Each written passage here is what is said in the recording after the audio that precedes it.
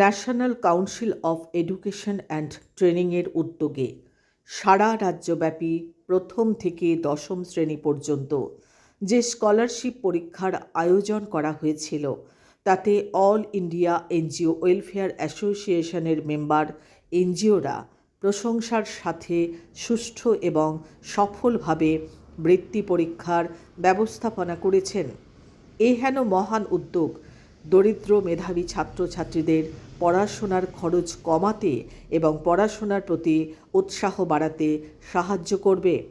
ছাত্রছাত্রীদের form fill up, centre ঠিক করা, প্রশ্ন এবং উত্তরপত্র আনা নেওয়া, গার্ড দেওয়া এত বড় কর্মকাণ্ডে যে সকল এনজিওদের ভূমিকা অগ্রগণ্য তারা হলেন পূর্ব মেদিনীপুর জেলার টেংঘরিয়া নেতাজি সুভাষ সংঘ, উত্তর 24 পরগনার বন্দিপুর সোপান ওয়েলফেয়ার সোসাইটি, বাঁকুড়া জেলার সমন্বয় ট্রাস্ট, রানীগঞ্জের Anandamayee global educational foundation, Hooghly জেলার Begampur art and culture society, কলকাতার মানব বিকাশ আশ্রম এবং উদ্যোগ ফাউন্ডেশন, হাবড়ার রেড হার্ট ওয়েলফেয়ার ট্রাস্ট, দমদমের Swapnapuran welfare trust, Ichapur Kishalay little angel welfare foundation, সোদপুরের Agragami Vivekananda welfare society, Ariadaha sister Nivedita welfare society, Kalipathar নবজীবন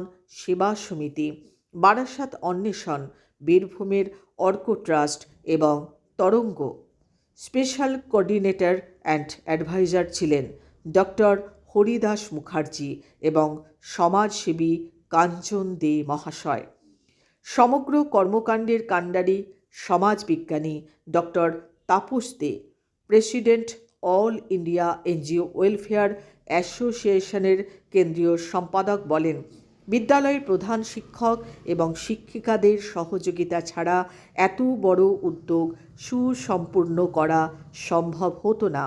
আগামী প্রজন্মকে তাদের মেধা বিকাশে সহযোগিতা করতে পেরে আমরা আনন্দিত।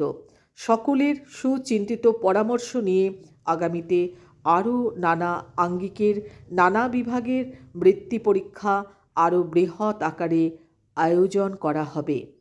সংবাদ পাঠে আমি ডক্টর তৃপ্তি কুণ্ডু রায়।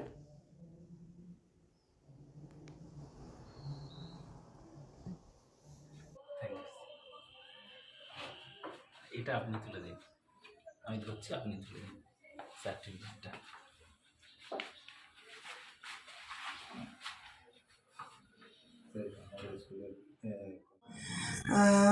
করতে গিয়ে প্রথমে যখন আমাদের কাছে প্রস্তাবটা এলো, কাঞ্চনদা এলেন এবং কৃষ্ণা দিদিমণি এলেন, সেদিন প্রথম দিন আমি খুবই ব্যস্ত ছিলাম, কিন্তু ব্যস্ততার মধ্যেও যতটুকু শুনেছিলাম তার মধ্যে ভালো আঁচই পেয়েছিলাম, যার জন্য আমরা উৎসাহিত হয়েছিলাম। এবং যে সমস্ত দিদিমণিরা অ্যাক্টিভ তার মধ্যে সোমা লাহা দিদিমণিকে আমি দিয়ে দিয়েছিলাম এবং সোমা লাহার সঙ্গে অ্যাসিস্ট করেছিল বিরজা ম্যাডাম। ওনারা দুজন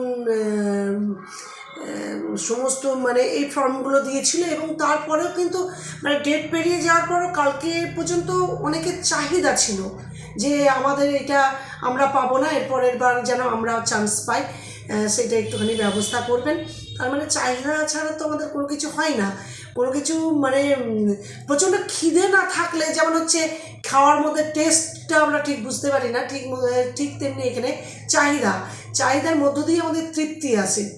তা আমাদের বেশ ভালো ভালো মেয়েরাও পরীক্ষা দিচ্ছে, ভবিষ্যতে আরও ভালো পরীক্ষা দেবে। আজকের যে কিছু কিছু ক্ষেত্রে হয়তো সমস্যার সম্মুখীন আমরা হয়েছি, প্রথম কোনো একটা ভালো কাজ আরম্ভ করতে গেলে তো সামান্য একটু সমস্যা হয়, কারণ সমস্যার মধ্য দিয়ে আমরা সমাধানের পথ খুঁজে পাই এবং সমস্যা তৈরি হলে তবেই আমরা কিন্তু আরও বেশি করে চিন্তা ভাবনা করতে থাকি যে কীভাবে আমরা উন্নততর প্রকল্পে আরও পৌঁছাতে পারি, সেরকম আমরা পরিকল্পনাও নিয়ে থাকি।